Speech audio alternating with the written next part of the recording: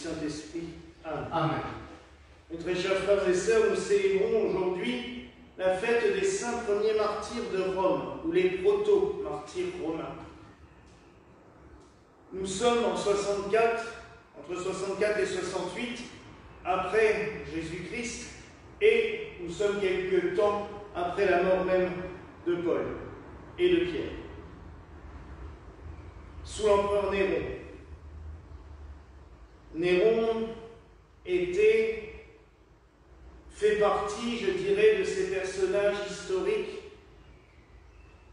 dont on peut dire qu'ils ont été l'incarnation terrestre du mal. Nous en avons quelques-uns au cours de l'histoire. Néron, Hitler et d'autres du même gabarit. Pourquoi je dis cela? Tout simplement parce que Néron était envahi par une multitude de vices. Nous savons qu'il a fait tuer sa propre mère, qu'il a fait tuer nombre de ses opposants. Il a eu de nombreuses relations, ça, à la rigueur, pour les empereurs romains, c'était encore assez courant, des relations des deux côtés, mais généralement, il finissait par faire tuer ou égorger ses partenaires. Donc, ce n'était pas dans un but, je dirais, de joie partagée. Néron était aussi un artiste, soi-disant, d'après lui, pas reconnu par les autres. Mauvais poète, mauvais chanteur, mauvais danseur, mauvais comédien, ce n'est pas moi qui le dis, c'est les auteurs de l'époque. Il pensait toujours quand même être le meilleur en tout. Et un jour, il décida de s'offrir un beau spectacle. Ce n'est toujours pas moi qui le dis, mais les historiens antiques, dont Tacite par exemple, qui nous raconte les faits. Il embrasa la ville de Rome.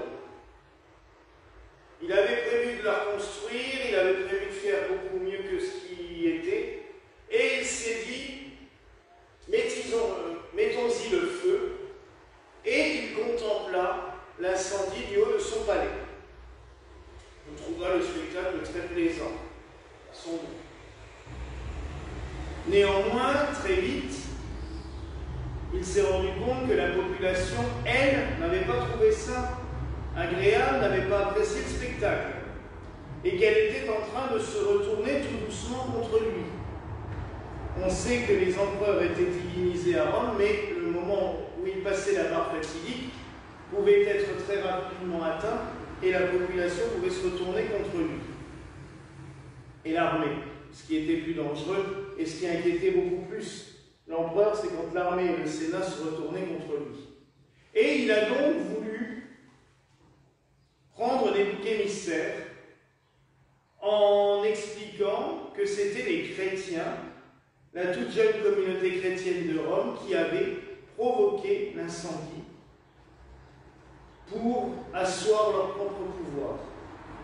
Et en vengeance pour les martyrs, les premiers martyrs qu'il y avait eu. On n'est pas obligé de vous expliquer que cela était totalement faux. Les chrétiens, à l'époque étant totalement pacifistes, il y a eu, à d'autres moments, des chrétiens beaucoup moins pacifistes, plus tard Alexandrie notamment, mais là, en l'occurrence, les chrétiens romains étaient totalement pacifistes, et ils étaient sous la conduite d'hommes sages, comme Saint Luc par exemple, donc il n'y avait vraiment aucune volonté de détruire quoi que ce soit ou de tuer qui que ce soit. Néanmoins, ça a arrangé Néron, donc il a fait accuser les chrétiens et a commencé une persécution terrible. Là encore, ce n'est pas des inventions, et les horreurs que je vais vous raconter sont écrites dans les textes de l'auteur Tacite, cet auteur romain bien connu, qui nous explique que l'on habillait les chrétiens de peau de bête pour les jeter aux chiens, et les chiens étaient excités par l'odeur des bêtes et dévoraient les chrétiens. Encore mieux, on les attachait vivants à des croix ou à des pieux, on les enduisait de poix et on y mettait le feu afin d'éclairer la ville. Les chrétiens étaient donc transformés en lampadaires vivants. Et tant d'autres charmes du même genre. Cette persécution a duré pendant presque 4 ans, avec des grands pics bien entendu, mais durant presque 4 ans. Et cela a été vraiment le ferment du développement de la foi chrétienne. Parce que plus on persécutait les chrétiens, plus les survivants étaient convaincus que ce qu'ils faisaient était juste et bon. Se basant sur notamment l'évangile d'aujourd'hui, je vous le dis, quiconque me confessera devant les hommes, le Fils de l'homme me confessera aussi devant les anges de Dieu.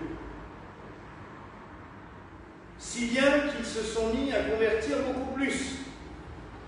Et de plus en plus de Romains se sont convertis au christianisme, grâce, je dirais, à ce martyre. Et comme je le disais déjà hier, et je l'ai dit à plusieurs reprises aussi, c'est souvent dans la douleur, dans la souffrance, que se fertilise une œuvre.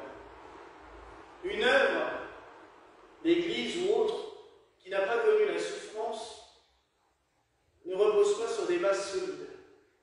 Mais une œuvre qui a passé par les épreuves, qui a passé par la souffrance et qui arrive à y survivre, devrait résister à tout.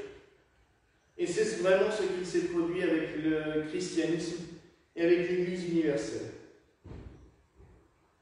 Elle a passé par les œuvres épouvantables de Néron. Elle a survécu. Elle a grandi. Elle s'est fortifiée. Et là, elle est devenue solide. Oui, mes frères et sœurs, dans ce que nous faisons, nous pouvons avoir des obstacles. Nous pouvons avoir des souffrances. Nous pouvons avoir des problèmes. Mais si nous arrivons à les surmonter, grâce à la foi, grâce à la force divine, toutes nos œuvres réussiront. Dans notre vie, c'est pareil.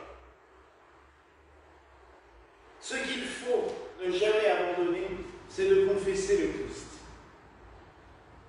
Je sais que j'ai tendance à me répéter ces temps-ci, mais confesser la foi en Christ, confesser le Fils de Dieu, Jésus-Christ, vrai Dieu et vrai homme, nous assurera la victoire sur tout. Nous avons besoin de cela. Nous ne pouvons pas tergiverser sur ce sujet. Les premiers chrétiens, les premiers martyrs ne se sont pas amusés à dire au moment en se retrouvant devant le bourreau, oui, vous avez peut-être raison, c'est peut-être, oui, on pourrait peut-être adapter notre foi avec les dieux païens. Non. Non. Ils ont confessé la foi chrétienne envers et contre tout, sans compromission, sans accommodement. On peut s'adapter à notre monde pour beaucoup de choses, mais pas d'un point de vue de la foi. La liturgie peut s'adapter. La vie, la discipline de l'Église peut s'adapter. La vie quotidienne des prêtres peut s'adapter au monde. Mais la foi, non. Et je dirais même qu'un prêtre pourrait très bien être, on en connaît, dont un ami à moi, sur sa moto, en train de faire, ou alors en train de discuter, de faire toute autre chose. S'il il défend toujours la foi chrétienne envers et contre tout, le reste. Alors oui, mes frères et sœurs, confessons la foi chrétienne envers et contre tout. Nous avons des glorieux exemples avec ces martyrs. Et c'est très beau que la fête des premiers martyrs romains soit collée à la fête des saints apôtres Pierre et Paul, parce que c'est la suite logique de tout ce qu'il s'est passé à Rome à l'époque. Alors oui, mes frères et sœurs, comme confessons la foi au Christ, soyons fiers d'appartenir au Christ, soyons fiers de l'avoir comme porte-étendard, et suivons-le toujours et partout. Voilà la grâce que je nous souhaite au nom du Père, du Fils et du Saint-Esprit. Amen. Amen.